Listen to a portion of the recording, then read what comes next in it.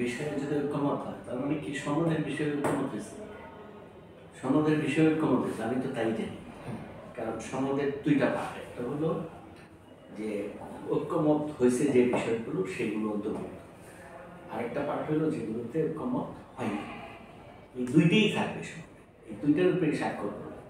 আমি তো যতদূর জানি জিনিসটা এরকম, এবং এটা বাস্তবায়নের পথে গণভোট করা হবে। কিন্তু আরেকটা আইনি প্রক্রিয়া কিন্তু আছে, সাংবিধানিক আদেশ জারি করতে হবে একটা।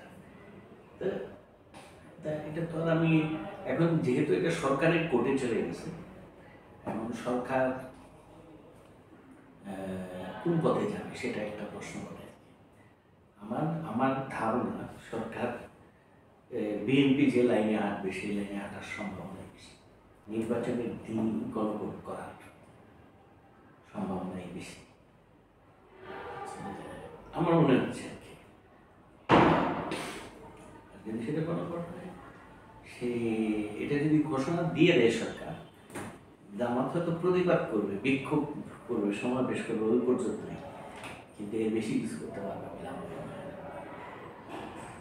কেন পারবে না জানেন? জামাতের ডলার কাটা হয়ে গেছে এখন ওভার স্মার্ট পারফরমেন্স।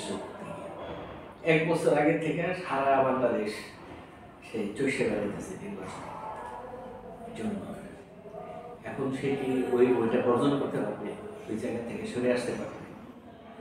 আসার কোনো সম্ভাবনা আমি অন্ততপক্ষে দেখি।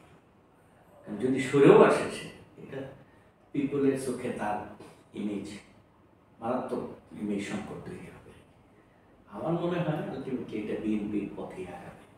হয়তো বা এমন হতে পারে যে টাইমিংটা একটু হতে পারে, মানে এদিকে হতে পারে 7 দিন আগে বা করতে পারে, কিন্তু মোস্ট লাইকলি যে এটা বিএনপি যেভাবে চাইতেছে সেভাবে জুলাই সনদে স্বাক্ষর করবে।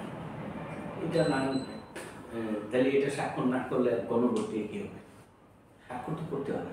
জায়গাটা তো তারা মেনে নিয়েছে, কিছু থাকবে ডিসএগ্রিমেন্ট, নোট অফ ডিসেন্ট সহ, আর কিছু তো ঐক্যমত, যেগুলো বিষয়ে ঐক্যমত হয়েছে সেগুলো তো হইবেই।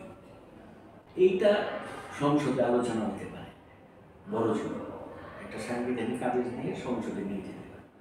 ওইটার জন্য গণভোট দেওয়াটা আমি খুব একটা জরুরি মনে করি না, বরং যেটা ঐক্যমত হয়েছে এইটার উপরে গণভোট হইতে পারে, যে ফাইনালি পিপুল অ্যাপ্রুভ করে দিচ্ছে জিনিসটা। সুতরাং এখানে পার্লামেন্টে যদি যায় তো ওইটার সঙ্গে সঙ্গে তখন ওই প্রশ্নটাও উঠবে না যে যারা নতুন জনপ্রতিনিধি তারা তো এটার ভিতরে ঢুকতে পারবে না, ওই প্রশ্নটা আর ওঠার সম্ভাবনা নেই। আন্ডারস্ট্যান্ডিং হতে পারে রাজনৈতিক দলগুলোর মধ্যে যে এটা সংসদে যাবে এবং সংসদ নির্ধারণ করবে নোট অফ ডিসেন্ট থাকবে কি থাকবে না। সংসদের কোনো একক দল নির্ধারণ করবে না, সবাই মিলে সকলের ভোটের ভিত্তিতে এটা নির্ধারণ হবে যে নোট অফ ডিসেন্ট থাকবে কি থাকবে না, তাই না? প্রয়োজনে আপনি ইলেকট্রাল কলেজ করে দেবেন, যে 30টা দল তো গেছে না, কিন্তু দল তো আরও আছে 50টা। আপনি সবাইকে ইলেকট্রাল কলেজ করে দেন, করে তাদেরকে সহ আপনি